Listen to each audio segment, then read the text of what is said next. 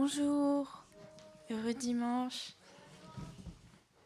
Bienvenue dans la maison de Dieu. Je vous invite à vous lever pour chanter ensemble. Alors le premier chant s'appelle « Ta parole ». Ta parole est une lampe devant mes pas, elle éclaire mon sentier. Quand parfois je crains d'avoir perdu mon chemin, tu es tout près de moi. Non, je ne crains rien, car tu me tiens par la main, tout près de moi jusqu'à la fin. Donc Dieu nous éclaire de sa parole, et pour que nous puissions nous aussi être une lampe.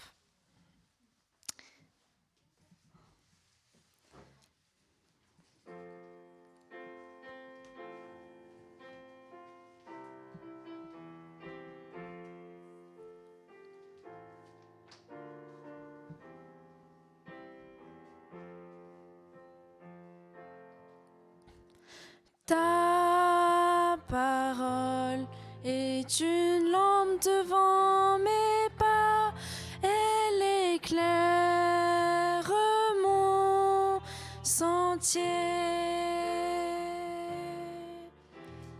Ta parole est une lampe devant mes pas, elle éclaire mon sentier. Quand parfois je crains d'avoir perdu mon chemin, tu es toujours tout près de moi. Non, non, je ne crains rien, car tu me tiens par la main, tout près de moi, jusqu'à la fin.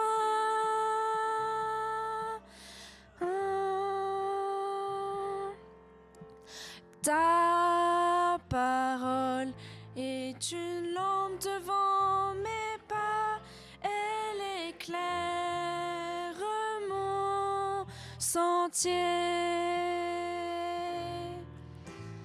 Ta parole est une lampe devant mes pas, elle éclaire mon sentier.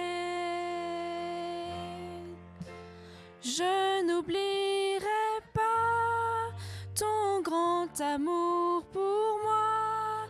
Pourtant, parfois, je doute encore. Oh Jésus, guide-moi, garde-moi tout près de toi. Je veux t'aimer jusqu'à la fin.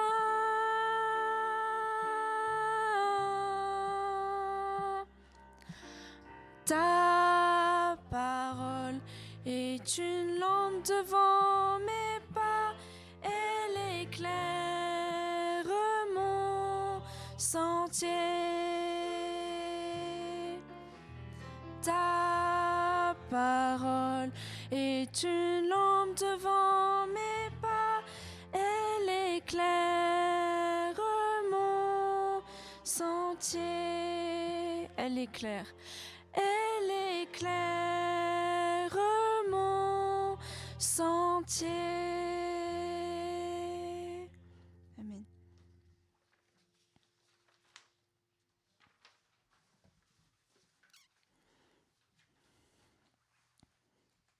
Jésus est votre bon berger.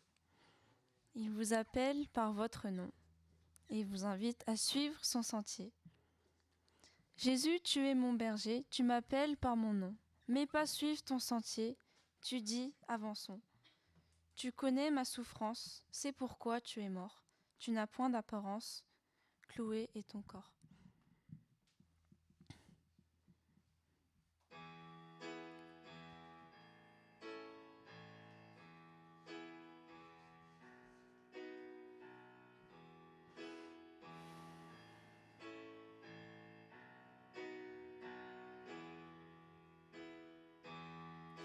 Jésus, tu es mon berger.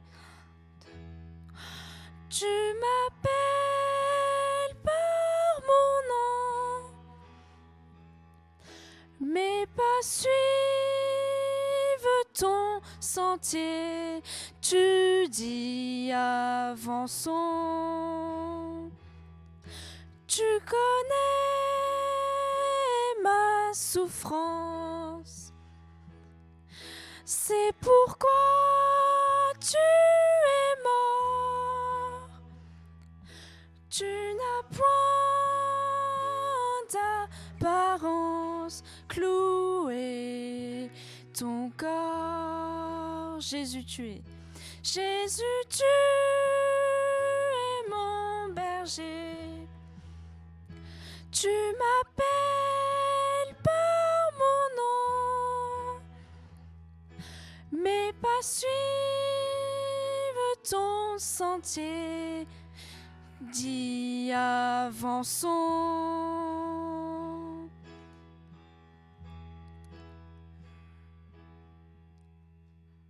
J'entends encore. Jésus, tu es mon berger, tu m'appelles par mon nom. Mes pas suivent ton sentier. Tu dis avançons. Vous pouvez faire des gestes aussi.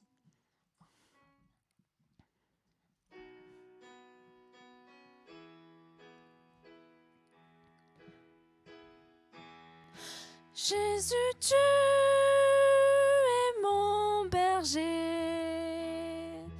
Tu m'appelles par mon nom.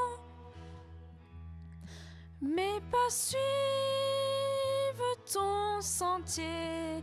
Tu dis avançons. Tu connais ma souffrance. C'est pourquoi tu es mort. Tu n'as point d'apparence clouée ton corps. Jésus, tu es mon berger. Jésus, tu es mon berger. Tu m'appelles par mon nom. Mes pas suivent ton sentier. Tu dis avançons. Tu dis avançons. Amen.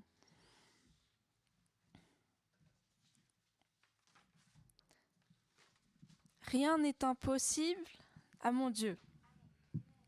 Nous allons apprendre aujourd'hui ce qu'a dit l'ange.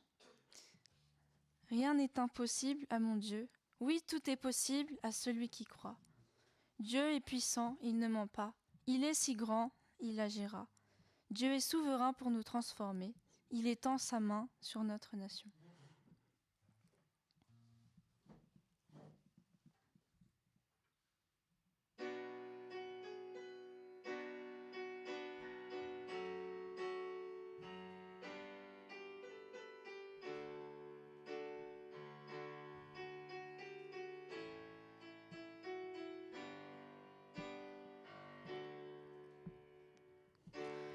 Rien n'est impossible à mon Dieu.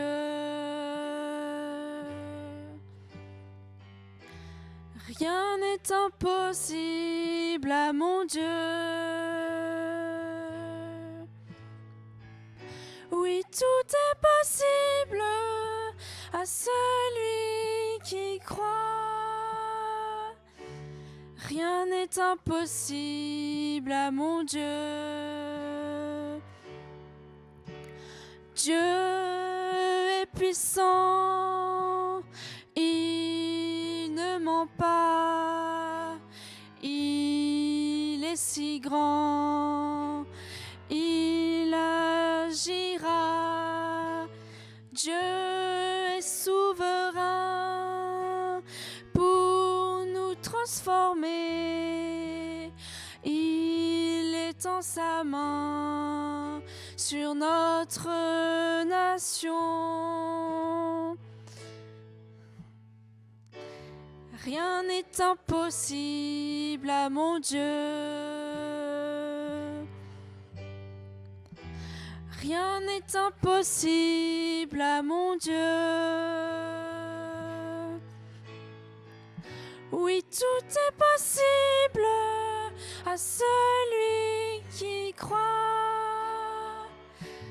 Rien n'est impossible à mon Dieu. Nous avançons. Nous avançons pour le servir, sous son onction, sans défaillir. Par le Saint-Esprit, nous prophétisons un fleuve de vie parmi les nations. Rien n'est impossible à mon Dieu. Rien n'est impossible à mon Dieu. Oui, tout est possible à celui qui croit. Rien n'est impossible à mon Dieu. Rien n'est impossible. Rien n'est impossible à mon Dieu. Amen. Que Dieu bénisse notre culte.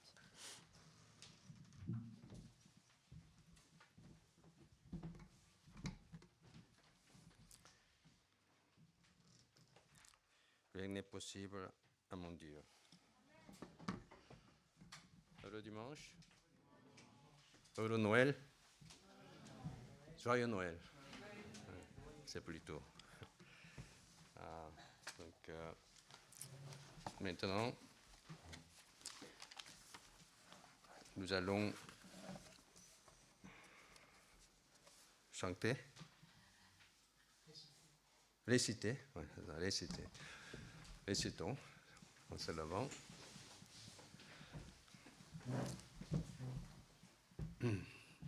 Je crois en Dieu Tout-Puissant, Créateur du ciel et de la terre.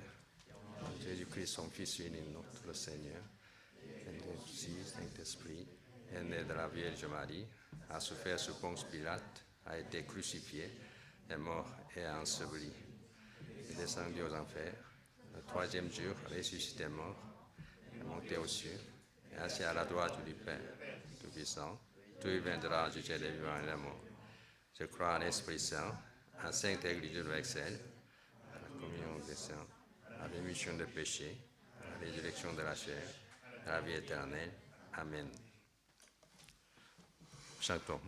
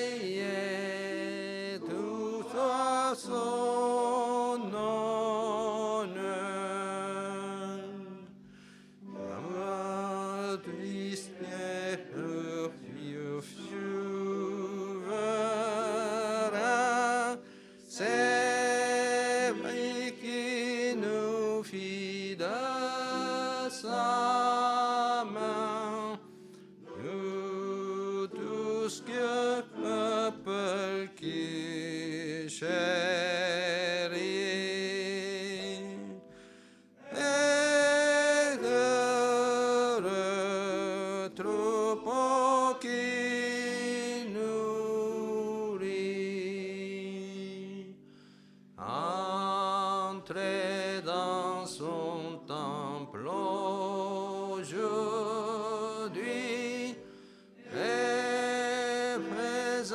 présentez-vous devant lui.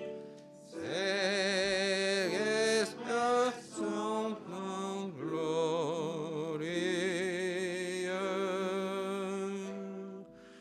Il remplit la terre et les cieux. Éteigne la fidélité, c'est Christ la perpétuité.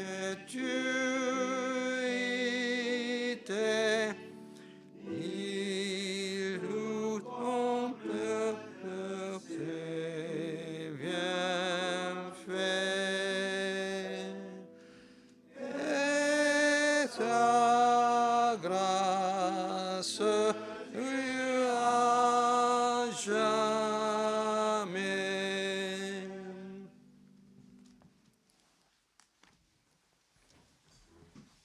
J'invite le missionnaire Rebecca à prier.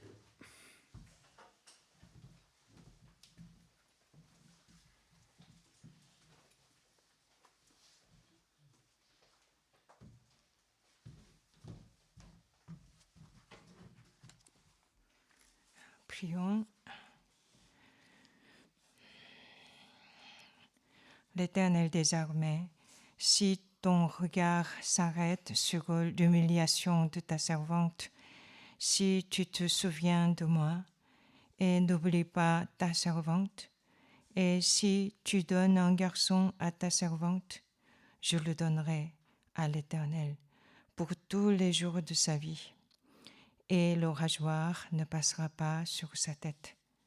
Seigneur, merci de ce que tu as fait de moi une femme fataliste, comme ton Église persécutée et comme ton épouse honorée. Que je puisse être fidèle à ce vœu que tu m'as accordé par grâce. Que la France devienne un pays de bergers. Pour cela, je t'en supplie, jusqu'à l'an 2049, 1000 disciples soient établis. Calvinium soit béni. Que ce lieu que tu nous as accordé par ta grâce soit béni comme le centre d'évangélisation internationale. Beaucoup de tes serviteurs qui ont besoin de la restauration, beaucoup de tes brebis qui ont besoin de ta grâce et ton appel viennent à ce lieu, reçoivent ta parole et ton appel, et que Calvinium soit utilisé précieusement. Et à l'image de Jean Calvin, que tu établisses les jeunes consacrés à toi avec la joie et le bonheur. Que tu bénisses pour cela la conférence de ce week-end à Calvinium. Que tu accordes la parole puissante dans la bouche de Berger Thierry et missionnaire Gabriel, que nous puissions apprendre ta parole avec un cœur réceptif et bon et honnête. Qu'il y ait beaucoup de fruits pour notre salut et pour le salut de beaucoup. Que tu bénisses le théâtre de Noël à Comédie de Paris, 21 décembre à 16h. Que 180 places soient remplies de tes adorateurs et de tes brebis. Que nous puissions avoir plein de zèle pour remplir cette salle et que ce comédie de théâtre de Noël soit béni abondamment. Tous ceux qui viennent reçoivent ta grâce de Noël. Combien ton amour est grand pour nous. Que tu reçoives favorablement notre culte de Noël, le 12 décembre, ici, dans ta maison. Que nous et les brebis préparés, assoiffés, remplissent cette salle. Seigneur, reçois favorablement notre adoration. Nous voulons te remercier, nous voulons te louer et que tu nous donnes la parole de la grâce de Noël. À cette heure, nous voulons écouter le message de notre pasteur. Seigneur, il y a l'annonce de la part de Dieu par sa bouche. Est-ce que nous sommes prêtes? Que nous soyons prêtes, notre cœur soit ouvert pour recevoir cette annonce. que nous ne fermions pas notre cœur, mais pleinement avec soif, nous puissions, avec reconnaissance, recevoir ton annonce de grâce de ce Noël. Merci, sois avec nous jusqu'au bout. J'ai prié au nom de Jésus-Christ. Amen.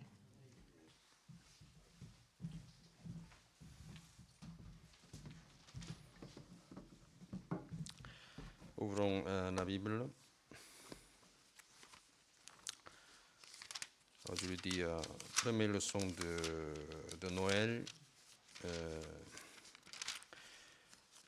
Et l'évangile selon Luc, chapitre 1, verset 1 jusqu'à 38.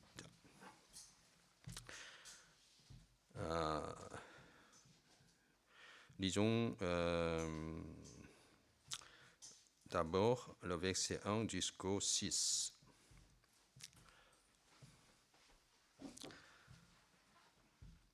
Lisons alternativement, puisque plusieurs ont entrepris de composer un récit des événements qui se sont accomplis parmi nous.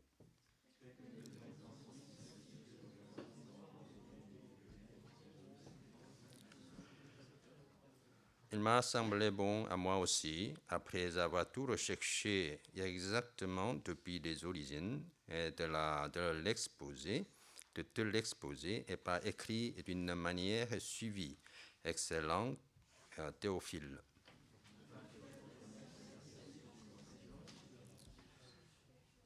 Au temps d'Hérode, roi de Judée, il y eut un sacrificateur du nom de Zacharie et de la classe Abia, et sa femme était une descendante d'Aaron, et son nom était Élisabeth.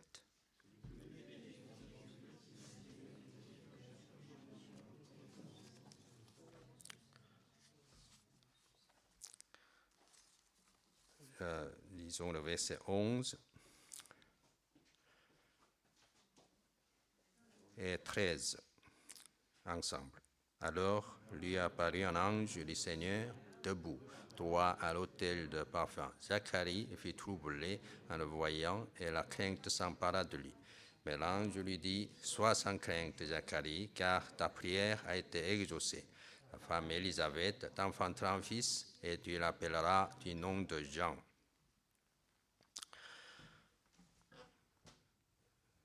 Continuons. Il sera pour toi un sujet de joie, allégresse, et beaucoup se réjouiront de sa naissance, car il sera grand devant le Seigneur. Il ne boira ni vin, ni boisson enivrante. Il sera rempli de l'Esprit Saint, d'être saint de sa mère, et ramènera beaucoup de fils d'Israël au Seigneur le Dieu. Il marchera devant lui avec l'esprit, puissance d'Élie, et pour ramener le cœur des pères vers les enfants et les rebelles à la sagesse des justes, et pour préparer au Seigneur un peuple bien disposé. Merci. Lisons le verset.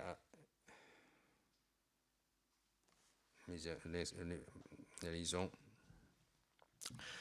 à partir de 32 jusqu'au 38. Il sera grand et sera appelé fils du Très-Haut, et le Seigneur Dieu lui donnera le trône de David, son père, et régnera sur la maison de Jacob éternellement, et son règne n'aura pas de fin. Marie dit à l'ange, « Comment cela se produira-t-il, puisque je ne connais pas d'homme ?»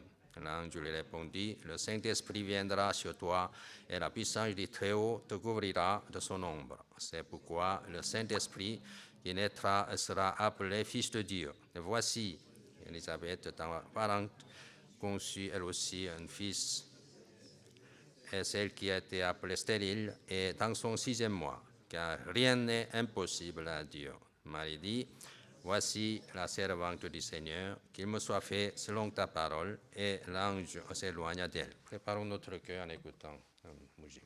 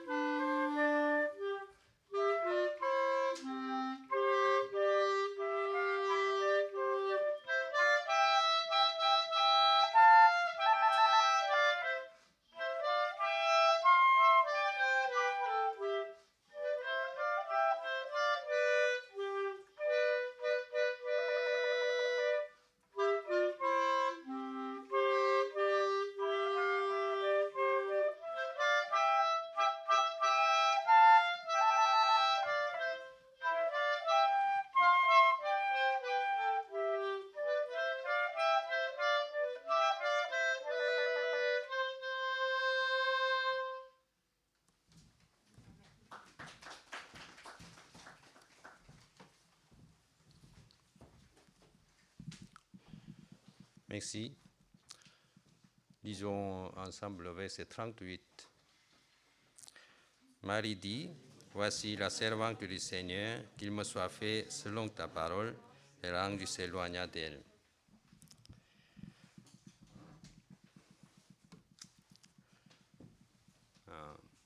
Nous apprenons aujourd'hui première leçon de Noël. Pour apprendre la leçon de Noël, je crois qu'il est primordial de bien appréhender l'esprit de Noël. Quand Noël arrive, nous nous disons les uns les autres « Joyeux Noël ». Donc Noël est une fête très joyeuse, personne ne nie. Mais nous avons besoin d'appréhender le vrai esprit de Noël. D'après vous, quel est le vrai esprit de Noël? L'esprit de Noël, nous allons apprendre l'esprit de humilité. Nous rencontrons trois personnages qui sont très humbles. Donc au fur et à mesure, vous allez découvrir de cet grand caractère de humilité avec lequel nous pouvons pleinement jouir de cette fête de fin d'année appelée Noël. Noël n'est pas simplement une fête, échange de cadeaux ou décoration, croquetis, etc. Mais c'est que vraiment c'est une fête joyeuse parce que notre Seigneur Jésus-Christ est venu sur la terre avec toute son humilité. Donc nous devons bien apprendre cet esprit de Noël qui est l'humilité. Je recommande vivement et qu'en passant de Noël 2021, nous puissions être imbibés en quelque sorte dans cet esprit de Noël qui est humilité. Ainsi, je crois que j'assure et que Dieu viendra vous bénir en abondance. Donc, première partie de leçon sera préface, comme est marqué dans la Bible déjà. Préface est une introduction d'un livre. Et dans cette préface de l'évangile de Luc, nous pouvons entrevoir quel est le personnage de Luc. Donc Luc disait que, voilà, j'ai écrit ce livre à destination de Monsieur Théophile, dont l'identité est incertaine. En tout cas, Luc prend la plume pour écrire un livre de Luc à destination de ce personnage qu'il appelait excellent. Il peut être un personnage très haut situé, noble, ou il peut, selon certains savants bibliques, et ça englobe un peu de tous les croyants qui croient, qui aiment, comme indique le nom Théophile, et qui aiment Dieu. En tout cas, remarquez le verset 3, dans lequel se trouve un verbe rechercher. Rechercher, très important. C'est-à-dire que Luc avait cet esprit de rechercher. Rechercher quoi? Rechercher la vérité. Et humainement parlant, Luc était un personnage très haut situé, très hautement diplômé. Et il est un médecin. Il est aussi un célèbre historien. C'est la raison pour laquelle vous trouverez dans cet évangile beaucoup de termes de savants, de médical, parce qu'il est un médecin. Et donc, selon son esprit de historien, et il dit, il semble bon à moi aussi, après avoir tout recherché exactement depuis les origines, exposé, etc. Donc, il a fait toute sa recherche depuis les origines et jusqu'à la fin. de la vie de Jésus-Christ qu'il expose dans son évangile de Luc. Donc, cet esprit de recherche est vraiment quelque chose de très louable et fait objet de la bénédiction divine. Et je pense que vous êtes venus ici en envie de chercher la vérité. Et l'attitude de l'esprit de rechercher la vérité est extrêmement important et que Dieu les bénit. Et en voyant cette attitude d'esprit et de rechercher et de Luc, Dieu a fait écrire un des plus grands livres de l'histoire de l'évangile selon Luc. Savez-vous, Luc est un païen, le seul qui n'est pas juif. Et donc nous pouvons facilement imaginer quelle aurait été sa vie, quelle aurait mené sa vie avant qu'il rencontre Jésus-Christ. Il est un compagnon d'œuvre de l'apôtre Paul. Et donc il avait reçu et entendu beaucoup de choses de la part de Paul. Mais avant qu'il entende de cette histoire de Jésus par Paul, il était un païen, sûrement, d'origine païenne. Donc, il aurait mené une vie très, très idolâtre, impie, je dirais. Mais à un moment donné, quand il a entendu la bonne nouvelle de Jésus-Christ, il a vraiment son cœur était touché par cet évangile et il est devenu croyant. Et surtout parce qu'il avait cette recherche de la vérité et que Dieu l'a béni. Pas tout le monde, pas tous les païens deviennent automatiquement chrétiens, mais à cause de son cœur qui était bien orienté et que Dieu l'a béni, et puis Dieu lui a donné la vérité, fait découvrir la vérité et fait devenir chrétien. Donc je vous dis que l'attitude ou l'esprit de rechercher la vérité est extrêmement important et ça dépend de ça et que la qualité de la vie humaine, je dirais.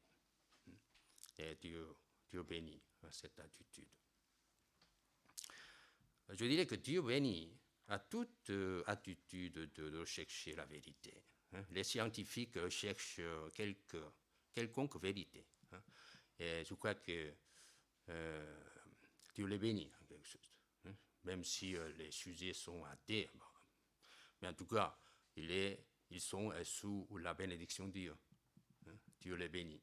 Parce que cet esprit de recherche est extrêmement précieux et Dieu bénit. Je crois que c'est à cause de ça et que Dieu a permis de cet extrême de développement scientifique jusqu'à aujourd'hui.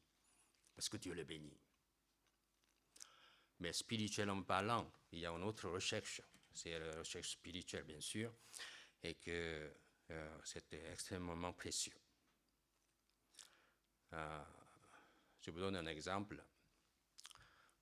Vous connaissez peut-être le film Ben-Hur.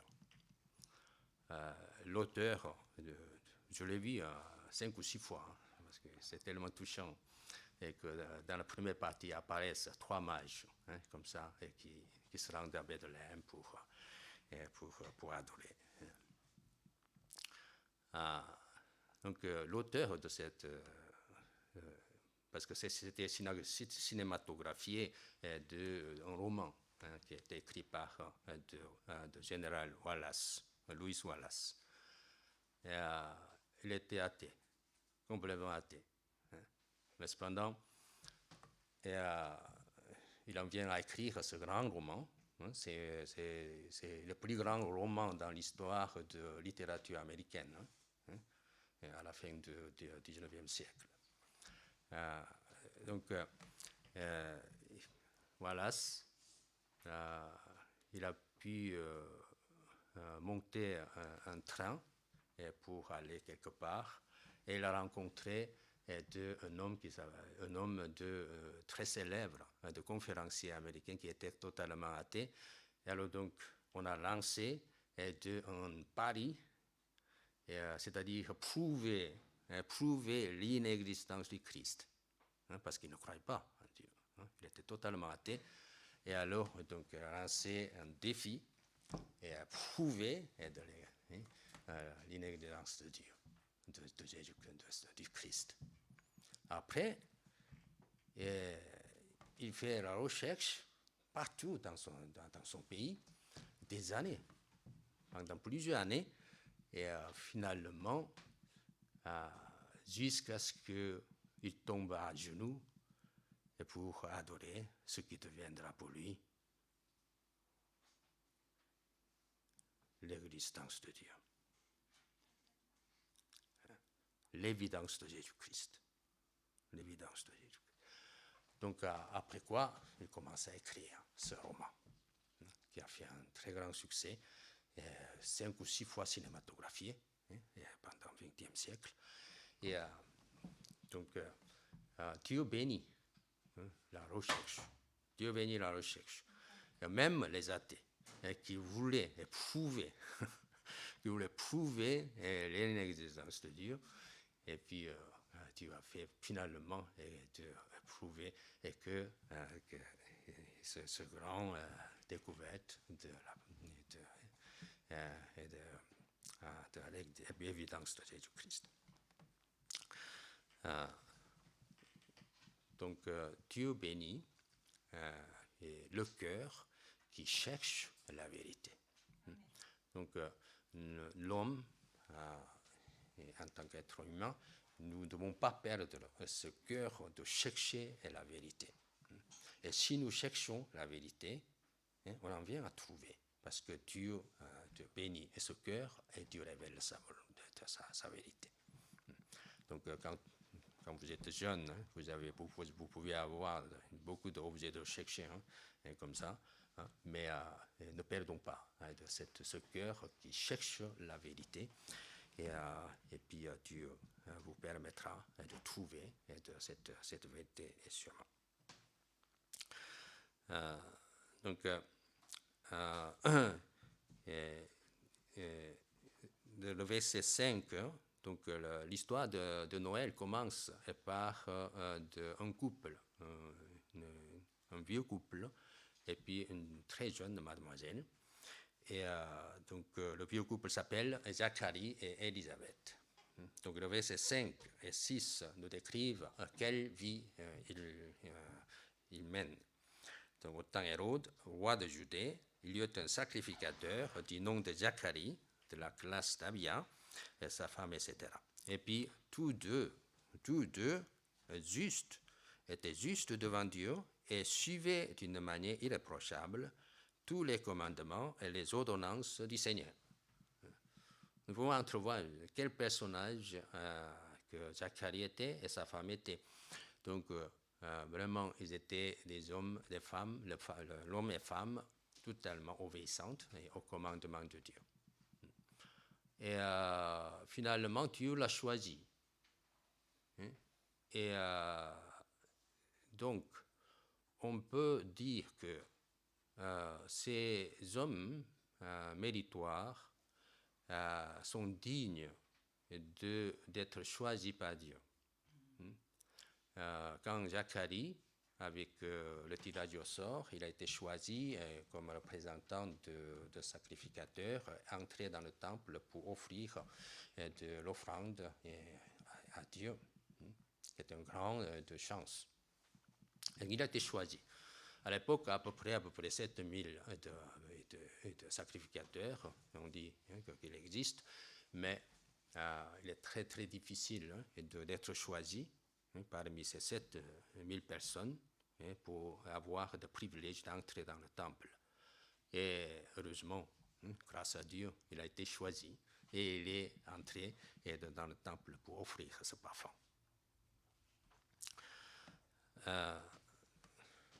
Donc, nous pouvons facilement dire qu'à cause de tous ces mérites-là, il est digne d'être choisi par Dieu. En quelque sorte, c'est vrai, n'est-ce pas? Vous pensez, si vous menez vraiment une vie très pieuse, comme Zacharie et Élisabeth, et que cela est vraiment très agréable aux yeux de Dieu, donc vous avez plus de chances peut-être d'être choisi par Dieu.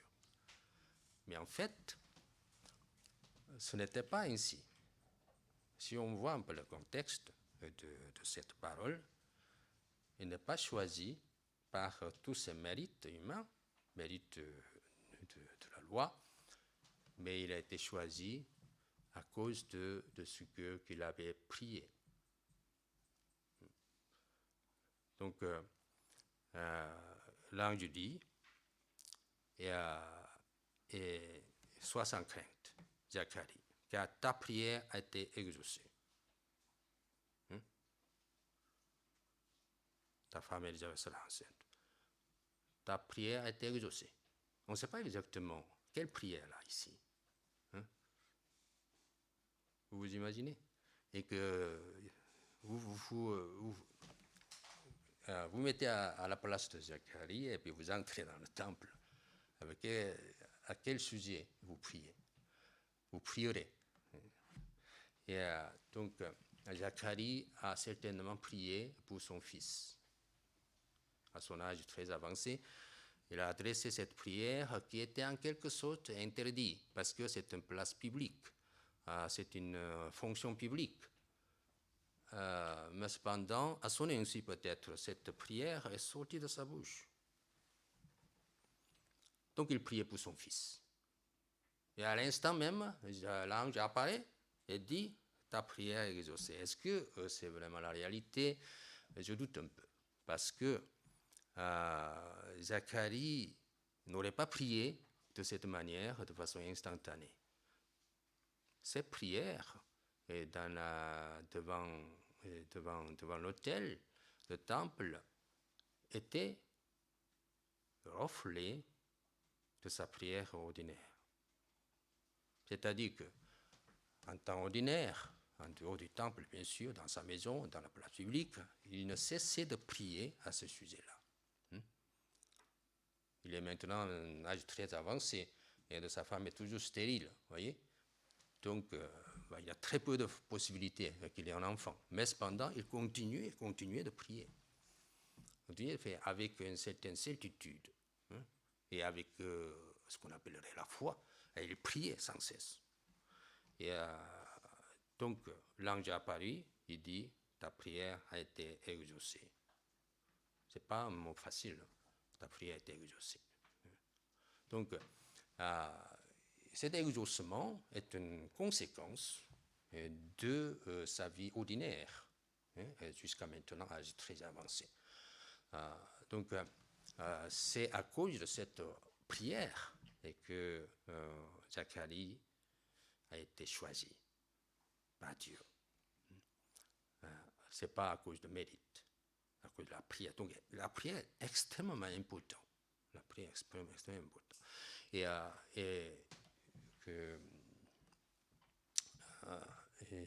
c'est un personnage du 19e siècle très célèbre qui s'appelle Hyde.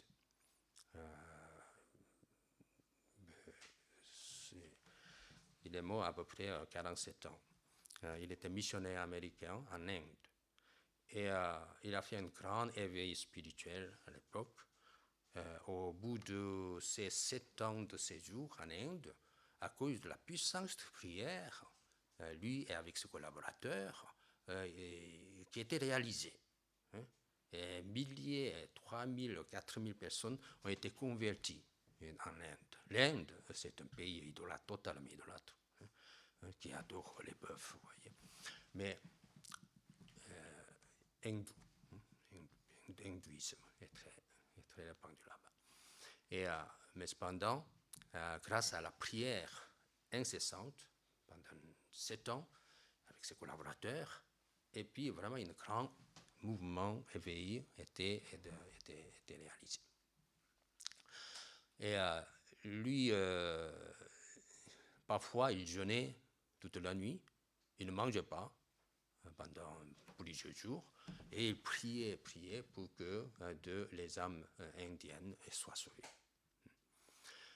Et au bout de 47 ans, c'est à l'âge très jeune, mais il est mort parce qu'il y a un grave problème de sa santé.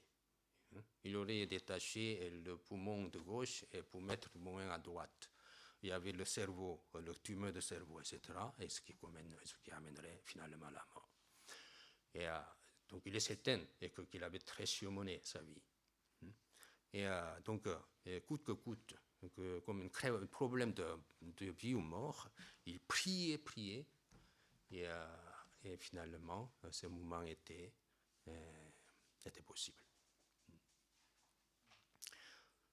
Donc, Dieu utilise Zacharie, non parce que sa vie était tellement pieuse, mais parce qu'il a prié. Il a prié incessamment avec un sujet qu'on peut dire personnel. Mais ça nous rappelle un peu de l'histoire de Moïse, n'est-ce pas? Et quand Moïse est né en Égypte, il y avait une grande persécution, c'est-à-dire que le roi ordonnait, décrétait, et que tous les mâles doivent être éliminés. Parce que le peuple d'Israël ne cessait de croître. Et on peut laisser vivre les filles, mais les garçons, ils sont tous jetés dans le Nil. Et alors, les parents de Moïse, regardez le bébé qui vient de naître. Il n'est pas ordinaire. Mais quels parents ne sentent pas que le bébé est ordinaire, extraordinaire? Mais les parents de Moïse regardent le bébé, il est extraordinaire, trop beau. Donc ils gardent. Mais ce n'est pas aussi simple que ça. C'est-à-dire que les parents de Moïse avaient une soif, un désir, qu'on dirait inassouvissable. Inassouvissable, un désir inassouvissable. Et de sauver son peuple. Pas quelqu'un. Pas quelqu'un de mal. Donc il est né. Ils ont dit, oui, c'est lui. Je dois sauver, nous devons sauver, coûte que coûte, cette personne-là, ce bébé. Donc ils ne regardent pas le bébé de Moïse comme le leur, mais comme quelqu'un de fait grand chose pour le peuple de Dieu. Donc c'est pour ça qu'au risque de la mort, qu'il a caché pendant quelque temps, avant de jeter dans le Nil, et qu'il a été sauvé après par la fille de princesse, fille de Pharaon. Et c'est un peu la même chose. C'est-à-dire que les parents de Jean-Baptiste, Zacharie et Élisabeth, avaient ce cœur, ce désir ardent, inassouvissable, le désir inassouvissable, et d'avoir quelqu'un pour sauver de ce peuple qui était vraiment terriblement accablé par le roi Hérode, au temps d'Hérode. C'est terrible. Hérode, il a tué plusieurs, même sa femme, même son fils, un de son fils. Ils ont tué. Donc, il a tué. Donc, le temps d'Hérode, ce mot très simple, mais très court, mais signifie beaucoup de choses. Donc, c'est une corruption totale et puis vraiment le trouble sociétal inexprimable. Donc, et dans ce temps-là, le peuple souffrant sous ce règne dictatorial du roi, et que Zacharie et Élisabeth voulaient vraiment avoir quelqu'un qui peut sauver le peuple. Donc il attendait. Et quand il vit ça, quand il priait comme ça, et que c'est avec cette grande de espoir et vision, il priait. C'est pas pour simplement pour avoir ses enfants, son enfant comme ça. Et alors, Dieu exauce cette prière. Donc il est très important, voyez, et vous pouvez prier continuellement et avec un sujet qui semble totalement impossible, et jusqu'à ce qu'il soit exaucé, avec cette soif, désir inassouvissable. Sans quoi, il est difficile de prier continuellement. On s'arrête d'un moment à l'autre. Voyez. Une soif hein, et puis désir inassouvissable. Hein, et de ce couple, Zacharie avait ce désir inassouvissable. Hein, et de prier, avoir un enfant, hein, et qui peuvent conduire ce peuple, sauver ce peuple. Et Dieu, en quelque sorte, ne peut s'empêcher d'écouter, hein, de cette prière. La meilleure place, c'est où? La meilleure place pour prier? Dans une chambre, hein, enfermée? Oui, j'ai déjà dit une fois, hein, vous priez, quand vous priez, vous fermez, hein, dans votre chambre et puis vous priez. Mais la meilleure place, c'est le temple. Hein, c'est le temple. Et donc, Zacharie savait bien, hein, et que le temple, c'est une place spéciale. Hein, et cette chance qui lui a été donnée, hein, inexprimable, je dois absolument l'utiliser, hein, et de cette occasion pour prier, hein, et d'exprimer ce souhait, ce désir inassouvissable de moi. Et c'est ce qu'il avait fait. Et l'ange apparu, écoute, hein, transmis, et annonce de cette nouvelle, de la naissance de son fils, appelé Jean-Baptiste. Ta femme sera enceinte, on donnera le nom de Jean.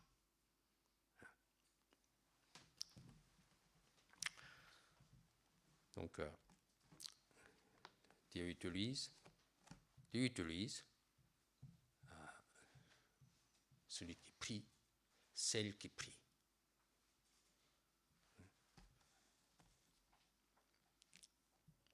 Dans une chambre, oui, c'est possible.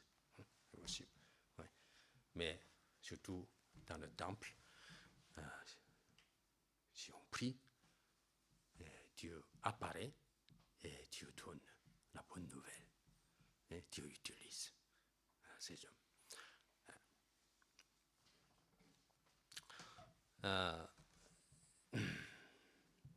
Donc, troisième personne, c'est Marie. Quand on parle souvent d'annonciation, religieusement parlant, hein, c'est de l'annonciation et annonce de l'archange au sujet de la naissance de Jésus-Christ. Donc c'est Marie. Mais je pense qu'on ne peut pas séparer cette histoire de Noël, hein, comme ça. Donc on peut comprendre de Zacharie et sa femme Élisabeth, et sa prière, sa vie, etc., dans l'histoire globale de Noël. Donc on peut aussi appeler de l'annonce de Gabriel au sujet de la naissance de Jean-Baptiste, aussi on peut appeler annonciation. Et en tout cas, que l'annonciation principale, c'est l'annonciation bien sûr de Jésus-Christ qui a été adressée à Marie. Tandis que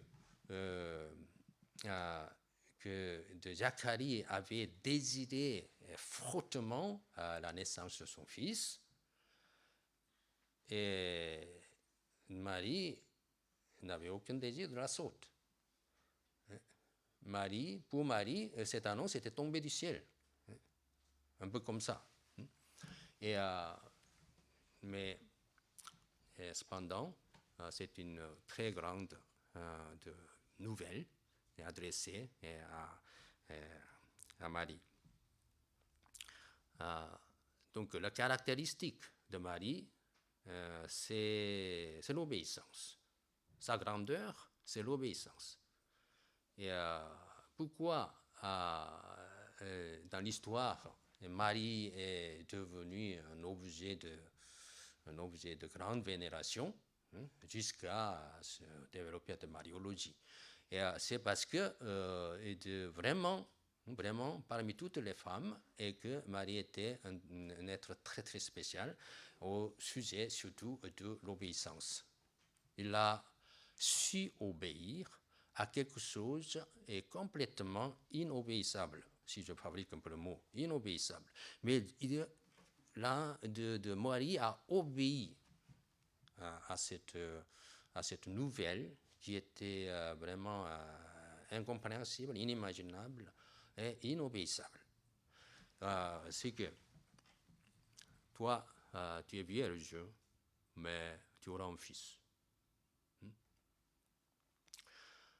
À part cette incompréhension de la nouvelle, il y a un autre aspect, c'est que Marie a supporté la souffrance, a supporté de le sacrifice. Parce qu'il est en fiançailles, il attend le mariage, il attend le fiancé, il attend de foyer heureux, avec son mari Joseph, et avec des enfants, comme ça, bien s'insérer, et dans la société juive, etc. Mais tout est troublé maintenant, parce qu'il va avoir un enfant avant le mariage. C'est ce qu'on appelle, selon le titre Trifonef, grâce coûteuse. L'ange a dit, sois sans crainte, et la grâce a été faite. Quelle grâce? La grâce, le terme de grâce, c'est quelque chose de très, très, très beau, quelque chose de très beau et fantastique, quoi, très gracieux. Mais cette grâce est une grâce coûteuse.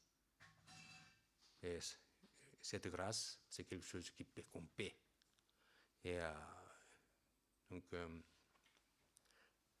Marie doit abandonner tout son rêve de mariage, tout son futur est brillant et rose avec son mari, Joseph, heureuse famille, etc., etc. En plus, à cause de ce fait d'avoir un enfant en mariage, il aurait été rejeté par la société et puis il sera lapidé. Il sera lapidé par les Juifs orthodoxes. Donc, toutes ces conséquences sont tout à fait prévisibles. Malgré tout cela, l'ange de Marie obéit à cette nouvelle. Et comme le verset que nous avons étudié ensemble, et voici la servante du Seigneur, qu'il me soit fait selon ta parole.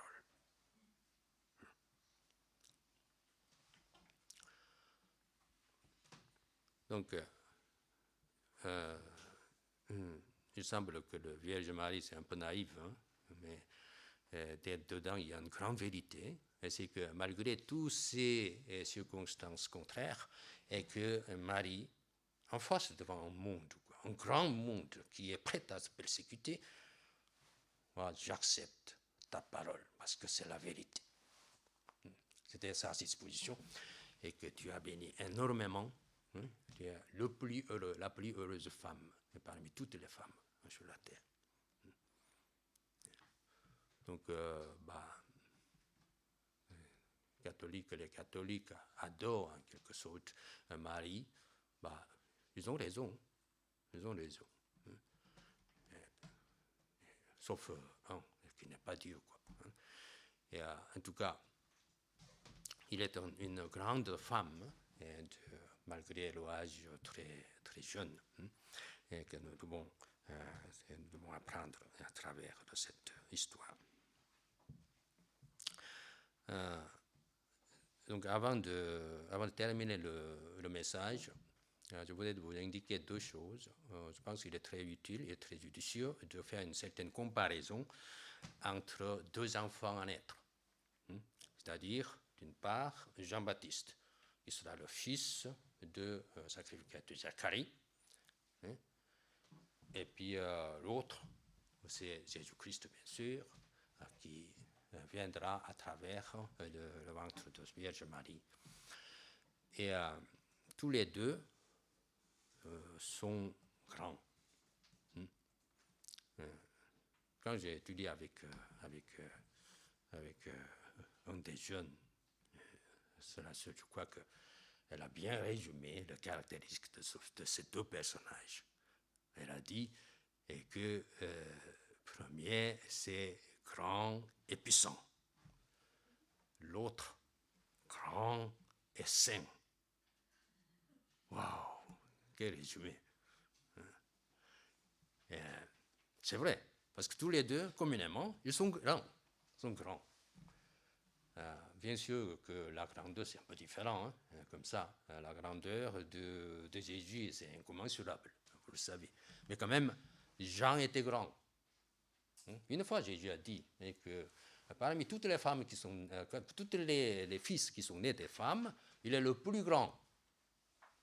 Mais le plus petit dans le royaume de Dieu est plus grand que lui. Qu'est-ce qu'il est en train de parler? Et en tout cas, Jean était un grand personnage. Et tout le peuple de Judée, Samarie, tout ça, ils sont venus. Et comme ça pour se faire baptiser. Et donc, il était vraiment un grand personnage. Mais vous, qui croyez en Dieu, êtes plus grand que lui. Vous ne croyez pas trop, mais en tout cas, c'est ça. Hein? Grâce à quoi? Grâce à Jésus-Christ.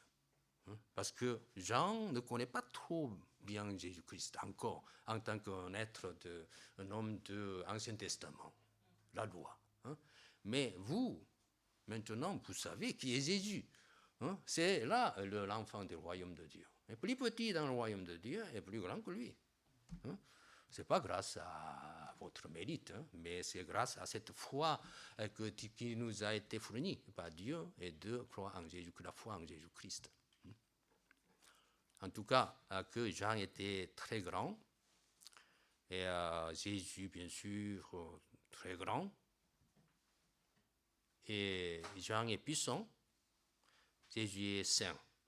Ce n'est pas comme saint, quand on parle, les catholiques parlent de saint, c'est pas comme ça, ces saints-là. Le saint, 3 fois saint, et vraiment saint des saints. Le lieu central du temple qui s'appelle Saint des Saints, cela veut dire Jésus. C'est Jésus. Dans le temple, il y a Jésus. Et le Saint des Saints. Donc 3 fois Saint Jésus, et 3 fois Saint. Donc, incomparable avec tous les autres saints de ce monde. Tandis que Jean-Baptiste est grand et puissant. Mais sachons-le, il n'est pas en lui-même, pas lui-même grand et puissant. Ces caractères sont quelque chose d'exogène, ce qu'on appelle exogène. Ce n'est pas lui-même qui se fait grand, qui se fait puissant. C'est par une force, quelque chose d'exogène, et qui est devenu puissant et qui est devenu de grand. Tandis que Jésus, c'est plutôt endogène. Et Jésus-Christ lui-même est Dieu. Et donc, toutes ces saintetés et toutes ces grandeurs viennent de lui-même, parce qu'il est Dieu. C'est une grande différence, un grand fossé en quelque sorte entre les deux êtres et que nous devons savoir. Donc, en quelque sorte que tous les hommes appartiennent un peu dans cette sphère de Jean-Baptiste. Nous vivons dans une deux dimensions. Mais si vous croyez en Jésus-Christ, et votre dimension s'élargit, et votre dimension devient 3 dimensions. 3 dimensions. Donc, restons pas dans le deuxième dimension, mais vraiment de bien appréhender la personne de Jésus-Christ pour que votre existence s'ennoblit et devenant d'être de 3e dimension. En tout cas, même si c'est quelque chose d'exogène, nous ne pouvons pas nier, comme un peu le cas de ses parents, Jean-Baptiste, nous ne pouvons pas ignorer, même si vraiment Dieu utilise homme de prière, Dieu ne néglige pas la lutte suprême de la vie pieuse qu'avaient menée de ses parents, Zacharie et Élisabeth. Hein, et il était en toutes les choses obéissante. Vous voyez, les deux étaient juste devant Dieu et suivaient d'une manière irréprochable tous les commandements, les ordonnances du Seigneur. Ce n'est pas quelque chose de négligeable. De Jean-Baptiste aussi. Jean-Baptiste aussi, même s'il a reçu de cette puissance et cette grandeur de la part de Dieu l'extérieur, mais en lui-même, il y a quelque chose, quelques mérites. Vous savez ce que c'est? C'est l'humilité. C'est l'humilité. Comme Moïse, qui était décrit comme un homme le plus humble sur toute la surface de la terre, Nombre disait, mais exactement la même chose de Jean-Baptiste a partagé avec ce grand leader Moïse cette humilité comme son caractère. C'est très important. Il a dit, je suis, parce que tout le monde disait que est-ce que c'est qui toi, et tu es Messie, etc. Moi, je ne suis qu'une voix qui crie dans le désert, c'est tout. C'est un son qui sort de la bouche et qui met un message, qui transmet un message et puis disparaît. C'est ça son existence. Et puis un jour, il a dit, je ne suis pas digne de délier le sandal de mon Messie, etc. Donc, et que son humilité est engendrée, plutôt enfantée, et que là, de sa grandeur et sa puissance. Donc, si nous sommes humbles, assez humbles devant Dieu, nous pouvons recevoir la puissance. Sans exception. Sans exception. Jésus a dit, c'est de 1 Pierre, chapitre 5, verset 5. Et cette phrase répétée encore, Jacques, chapitre 4, verset 6. Un peu, c'est un mnémotechnique. 1 Pierre 5, 5, Jacques 4, 6. Il parle quoi? Dieu résiste aux orgueilleux. Dieu fait grâce aux humbles. C'est le cas de Jean-Baptiste. Jean-Baptiste, malgré une popularité incommensurable, il gardait toujours ce que humble, toujours devant Dieu. C'est pour ça que Dieu continue de vexer sur lui sa puissance. Et pour vraiment être un faiseur d'histoire, si vous êtes assez humble et priez devant Dieu, et vous pouvez devenir le faiseur d'histoire.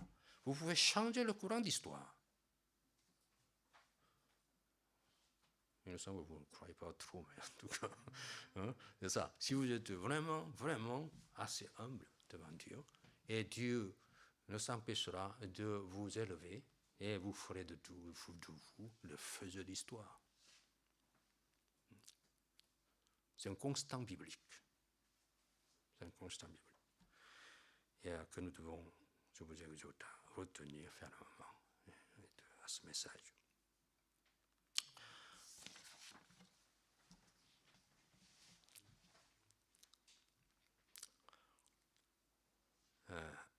Donc,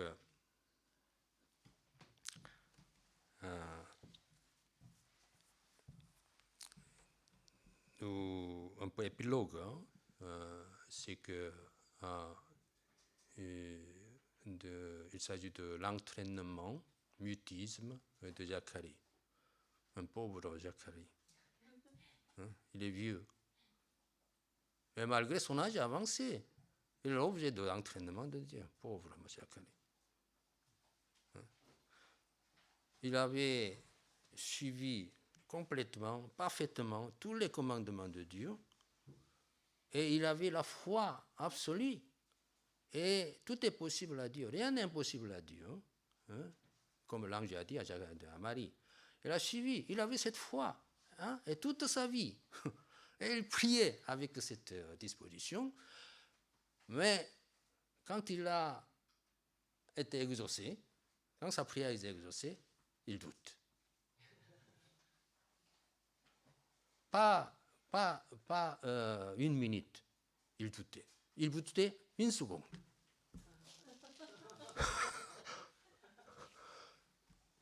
Mais ce n'est pas très grave si vous doutez à votre intérieur.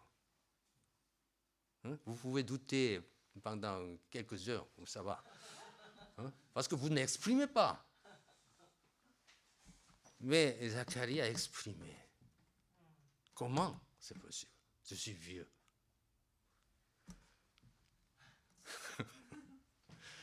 Alors, il faut tenir la langue. Il faut tenir la langue. Hein?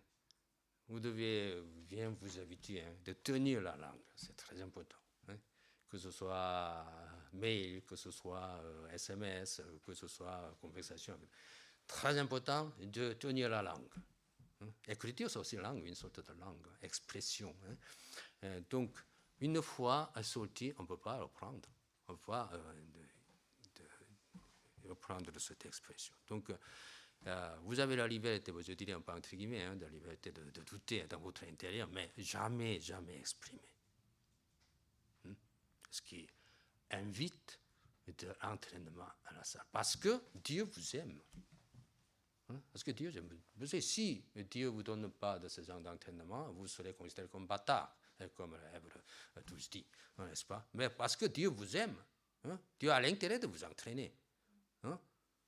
Et puis, que vous puissiez tantiner un peu plus noble ou plus spirituel, quoi. Vous ne pensez pas que vous êtes exonéré de cet entraînement parce que vous êtes jeune, hein? Comme vous êtes jeune, vous avez beaucoup plus de possibilités d'être entraîné par Dieu. Donc, tout est, mais n'exprimez pas. N'exprimez pas. Et en tout cas, Zacharie, elle était entraînée pendant 9 mois.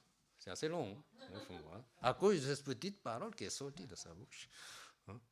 Pourquoi? Parce que Dieu veut l'utiliser. Dieu veut l'utiliser, parce que Dieu a choisi de l'utiliser déjà. Hein? Tu as expliqué un peu de plusieurs raisons déjà, hein, au début du message. Dieu veut l'utiliser. Comme Dieu veut l'utiliser, il doit être entraîné.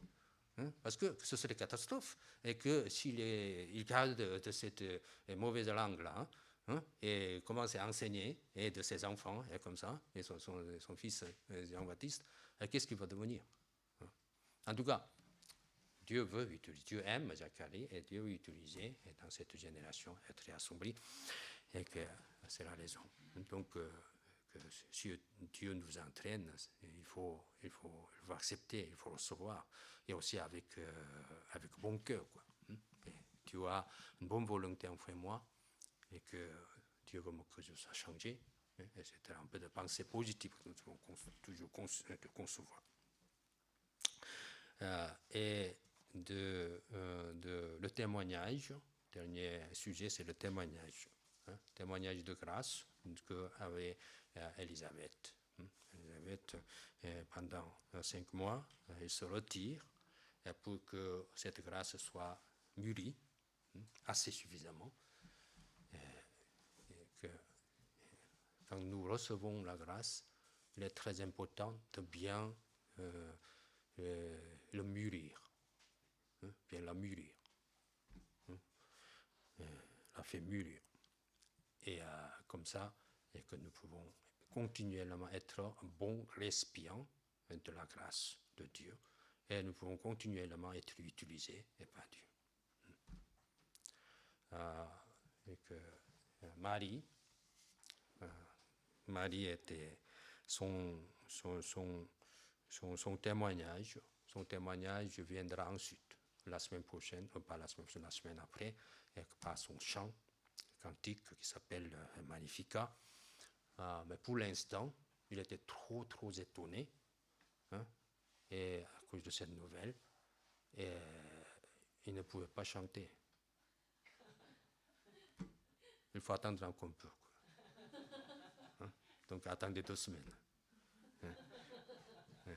Donc en tout cas, son témoignage est venu plutôt de l'ange. L'ange savait très bien, et ce jeune demoiselle était simplement, vraiment totalement bouleversé, et donc l'ange prend sa place et il rend témoignage.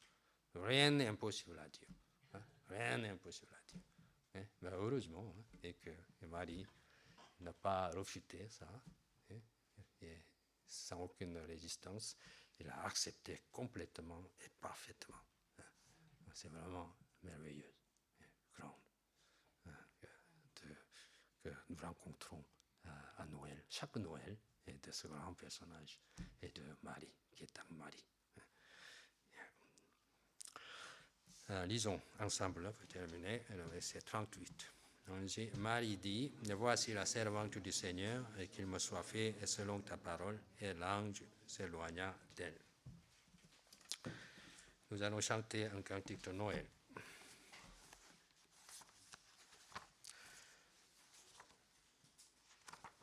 110, c'est le Noël, emblème de Noël.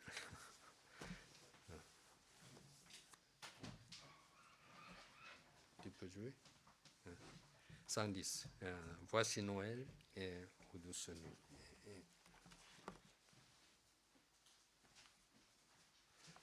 Ce cantique si mélodieux, si heureuse et doux, et doit être accompagné par un harpiste.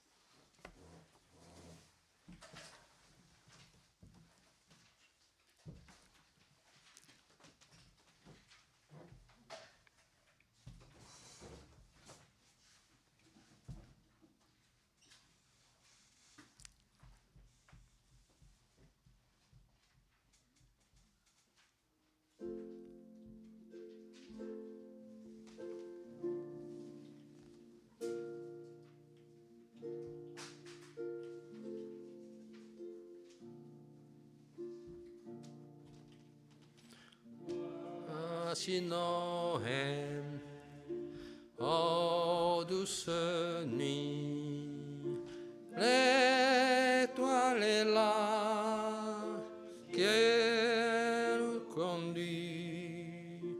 Allons donc tous avec les mages, porter à Jésus nos hommages, car l'enfant nous est né,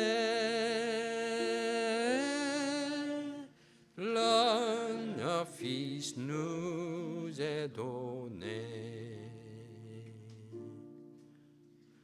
Voici Noël, oh quel beau jour, Jésus est né, quel grand amour, c'est pour nous qu'il vient sur la terre, qu'il prend sur lui notre misère.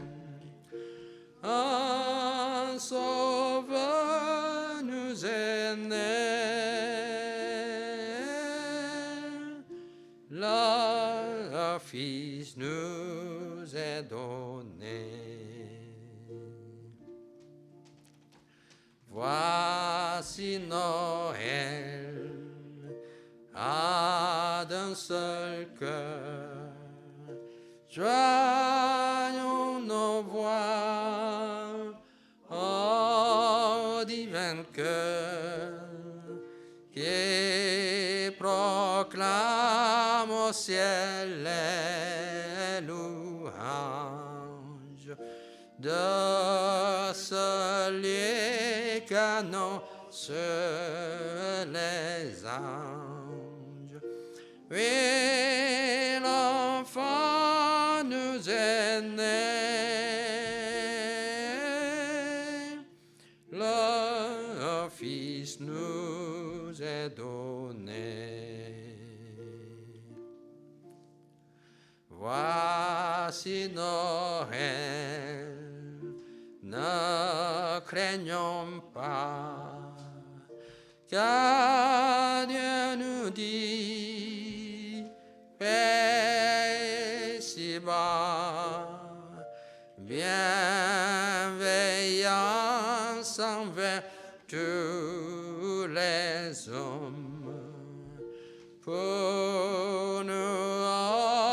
voici tel que nous sommes. Un sauveur nous est né,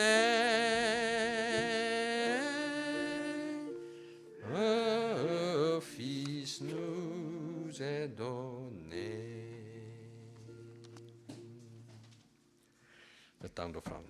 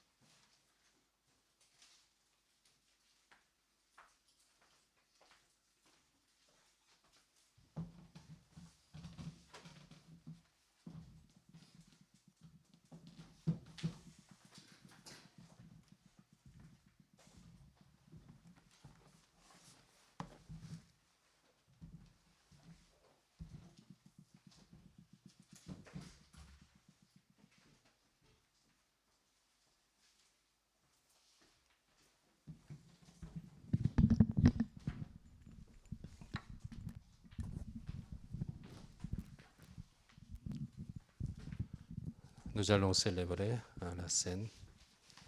Donc on va faire un cercle. Et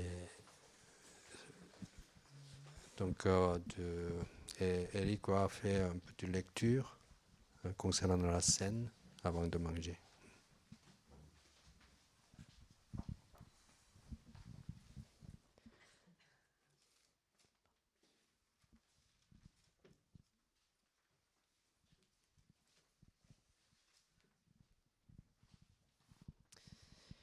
L'heure venue, il se mit à table et les apôtres avec lui. Il leur dit, j'ai désiré vivement manger cette Pâque avec vous avant de souffrir, car je vous le dis, je ne la mangerai plus, jusqu'à ce qu'elle soit accomplie dans le royaume de Dieu. Il prit une coupe, rendit grâce et dit, prenez cette coupe et distribuez-la entre vous. Car je vous le dis, je ne boirai plus désormais du fruit de la vigne, jusqu'à ce que le royaume de Dieu soit venu. Ensuite il prit du pain, et après avoir rendu grâce, il le rompit et le leur donna en disant, ceci est mon corps qui est donné pour vous, faites ceci en mémoire de moi. De même, il prit la coupe après le repas et la leur donna en disant, cette coupe est la nouvelle alliance en mon sang qui est répandue pour vous.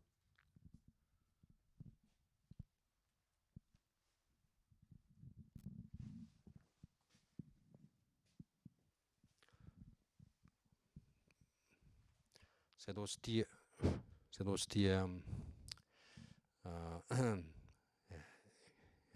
représente la mort de Jésus-Christ, dont la chair a été déchirée sur la croix.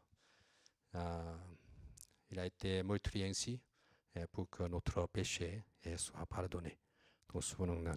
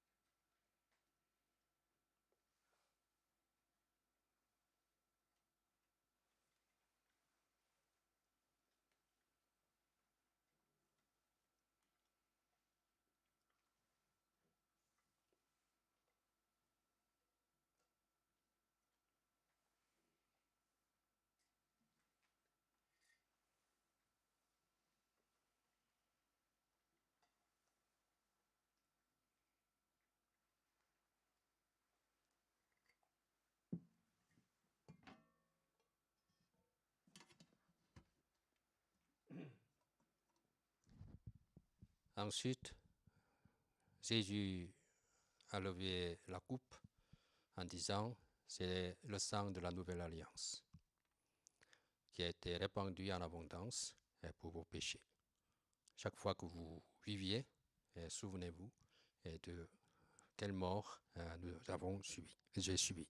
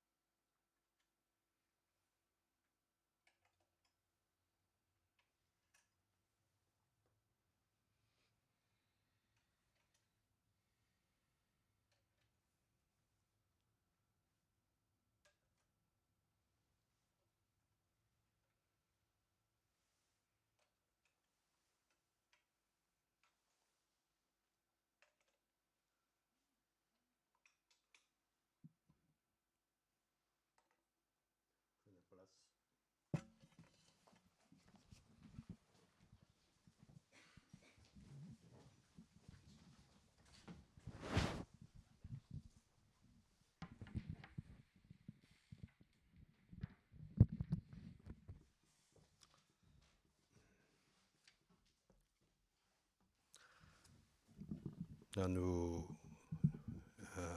avons appris comme conclusion, nous avons appris que quel type de personne Dieu se plaît à utiliser. Donc vous pouvez tout oublier de message, mais retenez seulement ces trois choses. Les trois personnes que Dieu se plaît à utiliser. D'abord, type Luc. Et c'est celui qui cherche la vérité. Et puis, prototype de Zacharie, c'est celui qui prie. Et puis, prototype de Marie, je dirais, et celui qui obéit, obéissant. Même si c'est quelque chose de raisonnable, il obéit.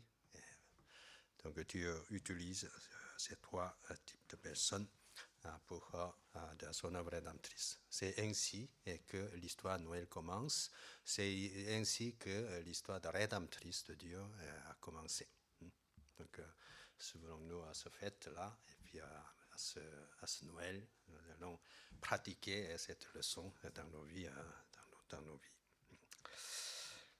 En tout cas, prions pour cette dernière période de l'année 2021. Nous souvenons, il y a beaucoup de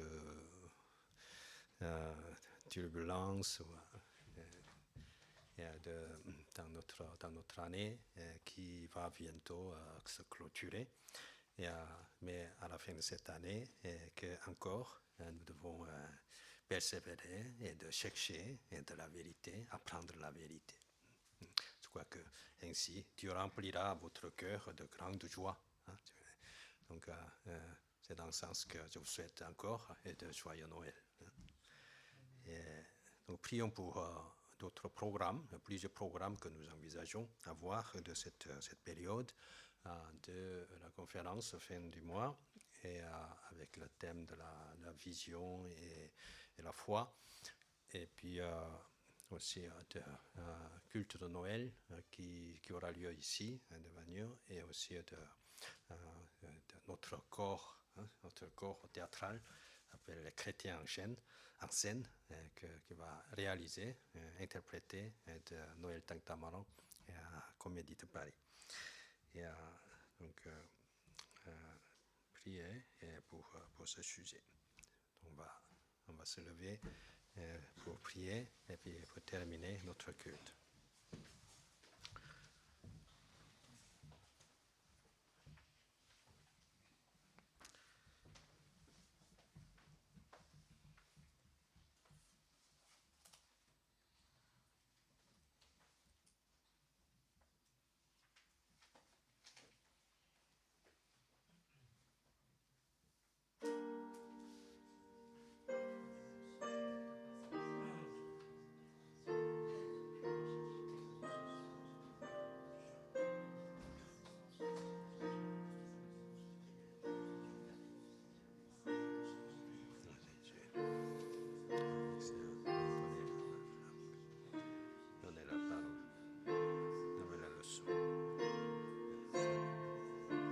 Chacun ici présent soit béni par toi. Que ce soit les hommes et les femmes que tu te plais à utiliser dans cette génération. Avec l'attitude de rechercher la vérité, l'attitude de prier, et l'attitude d'obéir au-delà de la raison, comme le faisait Marie. Seigneur, que tu abondamment de chacun et de tous les programmes de cette année, et que jusqu'au dernier moment de l'année, et que nous puissions prêcher la bonne nouvelle pour gagner les âmes, et être convertis en Christ et soient sauvés. Seigneur, bénis toutes les relations et que tu adresses ta bonne nouvelle de Jésus et à ceux qui veulent nous